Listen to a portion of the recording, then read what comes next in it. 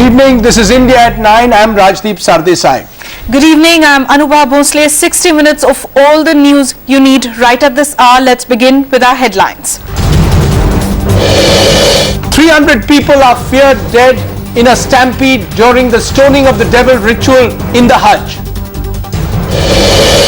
Yes, says the Law Minister, we gave a clean chit to Quattrokey. Hold on, says the CBI, we want to extradite him. The political temperature is rising after the CNN IBN exclusive. Officer, medical officer, and nursing staff or fourth class employee, anybody is found fault, definitely we are going to take action against them. It's your story. A citizen journalist tells the story about a baby born on the road. The hospital in Hyderabad orders an inquiry. And if you thought airports would be modernized right away, think again. The government tries to buy even more time. Well, it's a power-packed 60 minutes also on this show tonight. It's official, it's final. In sport, Saurav Ganguly will open the innings tomorrow against Pakistan in the first test in Lahore. South Korea's disgraced cloning pioneer says he's sorry. And in the buzz, your car, your road, you rule. That's possible only in a virtual driving school. The auto show takes off in the capital.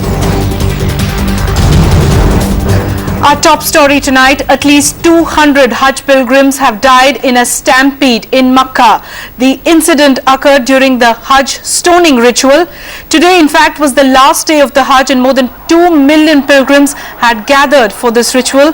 The Saudi Interior Ministry has said that the number of casualties could rise. Deadly stampedes have in fact marked the 5-day pilgrimage in previous years as well. 250 pilgrims were crushed to death in 2004 at the Jamarat Bridge, on which millions of pilgrims must stand while they hurl stones at 3 thick walls in a symbolic casting out of the devil and rejection of temptation. Well, joining us now from Jeddah is CNN's Shams Al-Wazir. Shams, first tell us, the casualty figures have risen in the past couple of hours. Are we still expecting the numbers to rise? Yes, we are seeing some reports on the wires of up to 300 completely prohibits bringing luggage, and that is what triggered the stampede. The Interior Ministry is saying that that was definitely what triggered the stampede, and it created a bottleneck effect at the entrance of the bridge area. It is now past sunset here in Saudi Arabia. The ritual is over. The pilgrims are heading home, and we're waiting for the number of dead to be confirmed. Right, and as you're saying, what about the medical facilities? Because medical sources are telling the BBC and AFP that the toll could rise over 300.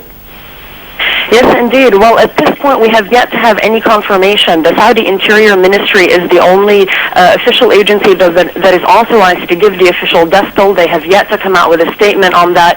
What we do know is there were, almost 10,000 medical personnel on hand, 4 hospitals just on that bridge area, 29 medical centers, 15,000 security personnel just on that bridge area. So clearly medical and security officials had been on high alert, but due to the fact that the pilgrims did not follow security regulations, they were unable to prevent the stampede, according to the ministry. Shams Al-Wazir, thank you very much for joining us there from Jeddah. And we can tell you that the Ministry of External Affairs says that there are no reports of any Indian nationals who have died in that stampede in Makkah. Well, moving on now on India at 9 to the national impact of our CNN IBN exclusive. It's the perfect contradiction now. Law Minister H.R. Bharadwaj says there is no evidence against Ottavio Quattrokey, but the chief investigating agency of the country, the CBI, says all efforts will be made to extradite him. Well, hours after the CNN IBN exclusive revealed how the UPA government had agreed to allow Quattrokey's accounts in a British bank to be unfrozen, the Congress is on the back foot. The opposition BJP wants an explanation, so do the left parties. And based on that report, a PIL has been filed in the Supreme Court. CNN IBN Suman Chakrabarti, who broke that story, now pieces together the complete picture. Coming out from a cabinet meeting on Thursday afternoon, Law Minister H.R. Bharadwaj did not mince words about it.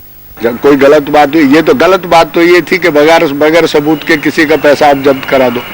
That was almost like adding fuel to the raging political fire in the national capital. The CBI went into a damage control mode. and said that the case against Ottavio Quattrokey had not been dropped. CBI is making all efforts to extradite him. The Italian middleman has an Interpol red corner notice pending against him in the Bofors payoff case. Thursday evening, CNN IBN reported how the country's additional Solicitor General B. Datta travelled to London in December last year and told the Crown Prosecution Service in London to move court and defreeze Italian middleman Ottavio Quattrokey's 2 bank accounts in the BSI AG Bank in London. The British court had given orders to freeze the operations in the 2 bank accounts in 2003. After the Central Bureau of Investigation of the CBI alleged that the money in the accounts was part of the kickback that Quattrokey had got from the Bofors arms deal. And Bofors was back to haunt the Congress. As the opposition questioned the motives behind the move, the BJP had pointed questions. There's an obvious contradiction. The CBI's credibility is at rock bottom.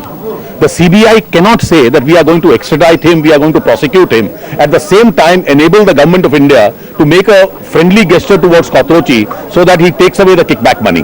If the government of India and the political executive of India is trying to help an accused who has earlier been known as to be in close proximity with the Gandhi family, is this help by the law ministry being rendered by the law ministry itself, or is it with the concurrence and the knowledge of the Prime Minister of India? But for the government, the biggest embarrassment came from its own ally, the left. We are a little surprised that this decision has been taken. So we want to know on what basis this has happened, and we want the government to explain. To complicate matters, a PIL has been filed in the Supreme Court questioning the government move to defreeze Quattrokey's accounts. For the Congress, it was time to do some damage control. It's almost 20 years we have been investigating Bofors case and nothing has come out against Congress, Gandhi family or Congress governments. The political fallout is obvious. Questions have been raised. But the big question is whether the law ministry pressurized the CBI into taking a decision to defreeze Ottavio Quattrokey's bank accounts in London, and whether the Prime Minister was kept in the dark about it. In New Delhi, Shuman Chakraborty. Right, so lots of questions there. Joining us now live, Congress spokesperson Mr. Abhishek Singhvi. Sir, thanks very much for joining us on India at 9. My first question to you, the CBI, the investigating agency, wants to extradite Ottavio Quattrokey, whereas your government, your law minister has already gone ahead, given a clean chit. Who do we believe? Frankly, you'll have to ask either the CBI or the law ministry. I speak only for the Congress party. I am actually not aware of the latest development as far as CBI is concerned. I must very frankly state that I have simply checked up the facts with the Additional Solicitor General, and as far as the facts are, I can tell you that there is a query from the Crown Prosecution Service. On that query, the records and material are shown to them. The records show no proof against Quattrokey, and on the basis of that, the Crown Prosecution Service is entitled to take action. There is no question of the Government of India advising them that you should or should not defreeze, but the consequence is for them to decide. But the question they only see, we have to But Dr. respond on the Singhvi, basis of the facts available on the file. And the file apparently showed that there was no evidence against Quattrokey, and that is what was conveyed on a query to the Crown Prosecution Service. well, the questions are being raised, and Shuman Chakraborty has raised it in the story. Has the government, in a sense, pressurized the CBI to say that there is no evidence against Mr. Quattrokey in the first place, and was the Prime Minister kept in the dark? Who is responsible for a decision like this? No, let me be very clear. There is, I cannot speak for agencies other than the Congress. I'm not privy to the facts, so I don't want to speak on things I'm not aware of. It's a Congress-led government, sir. I'm not aware of it. Sir, it's a I am saying, however, it's a Congress-led government. I am saying, however, yes, therefore let me clarify. I am saying there is no question of pressure. That much I can clarify, for the simple reason that there is a query. It's a, it's a legal proceeding, and a query has to be answered on the basis of the record. The record is made available. So the record shows that shows no evidence. Dr. Singhvi, the record shows there's an Interpol red corner notice. There is still a case which is pending, which is to be heard by the Delhi High Court on the 31st of March. Why doesn't the government be more transparent and say, look, the 2 accounts which are in London have nothing to do with Bofors payoffs. Be transparent instead of these secret meetings that took place last month. You need to appreciate the legal position a little bit, because it's not as simple as that. Under the English procedure, you cannot keep accounts frozen beyond a period of time, and I think it's already been frozen for over a year. unless you produce material or proof to show that the account should continue to be frozen. Right. Now that material of proof in the file which is produced from India shows no such material of proof. The reason is simple, the Bofors charge sheet stands quashed here as far as one judgment is concerned. It was quashed during the NDA, by the way. The NDA never filed an appeal against that. Another matter is pending in the Supreme Court, but today there is no proceeding. Now as far as Quattrokey is concerned, there is no evidence in the file which is reported to the Crown Prosecution Service. Thereafter it is for them to decide whether to freeze or defreeze the accounts. Okay. So there is no question of pressure.